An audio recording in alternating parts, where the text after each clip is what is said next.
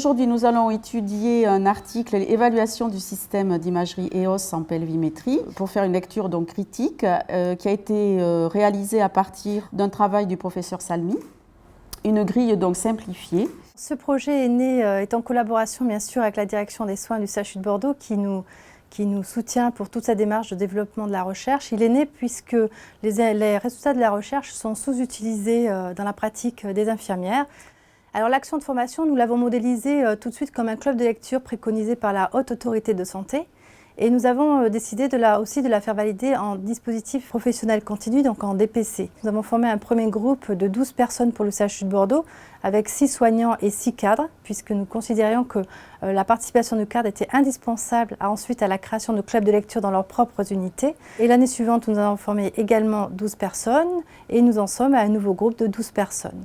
Un article scientifique est un article qui est publié dans une revue professionnelle et qui correspond dans sa structure à la structure IMRED, donc introduction, méthode, résultats et discussion. Ces articles s'adressent à la communauté paramédicale avec des thèmes plus ou moins fédérateurs. On pourra trouver des articles par exemple sur la douleur, sur la contention physique des patients, etc. On va découper l'article en fait, donc le titre, le résumé, l'introduction, méthodologie et résultats. Ces ateliers de lecture ont pour objectif d'apprendre à nos participants à être autonomes dans la lecture critique d'articles. Donc nous apprenons à nos participants à aller chercher dans les bases de données par exemple ou autres moteurs de recherche les articles pertinents pour leur propre pratique. Nous avons créé un partenariat avec l'hôpital de Montréal puisque les séances infirmières existe depuis plus de 50 ans là-bas. Alors bien évidemment, vu l'éloignement géographique, vous comprenez que nous avions dû utiliser la visioconférence, qui est un outil formidable de partage des savoirs et des connaissances.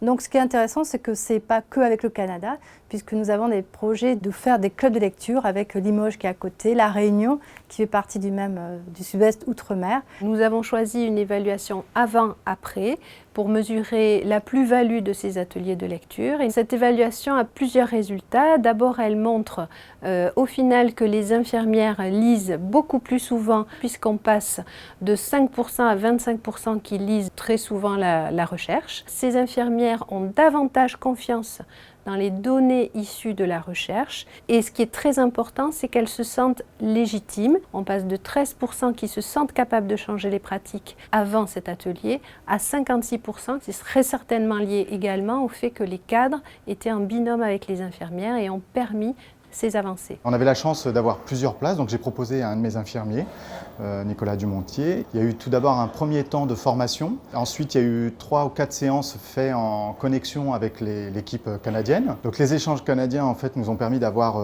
beaucoup d'apports et notamment sur l'aspect méthodologie et l'universitarisation. Nous, depuis en fait, la réforme du diplôme infirmier qui intervient depuis 2009, on voit qu'on est très en retard sur la méthodologie et la lecture critique. On voit bien aussi en termes d'aspect de langue, le fait que ça soit quand même beaucoup d'articles anglophones. On a pu voir qu'ils n'utilisaient pas tout à fait les mêmes pratiques, qu'il y avait beaucoup plus de liberté pour l'infirmier dans la surveillance et la mise en place, alors que nous en France, nous sommes très régis par la prescription médicale. Mon objectif, qui était aussi ça initialement, c'était de mettre en place un journal club, ce que nous avons fait ensuite avec mon encadrement supérieur, mais au sein cette fois-ci des réanimations.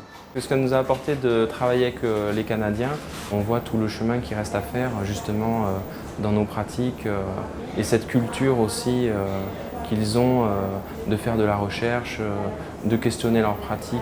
Ici, sur des projets de réanimation, sur l'hémofiltration par exemple, on a pu dégager des articles qui nous ont permis de faire avancer les cours qui étaient donnés en réa, qui nous ont permis aussi d'appuyer par rapport à des recommandations scientifiques auprès des médecins qui connaissent bien la pratique médicale mais pas forcément la pratique infirmière.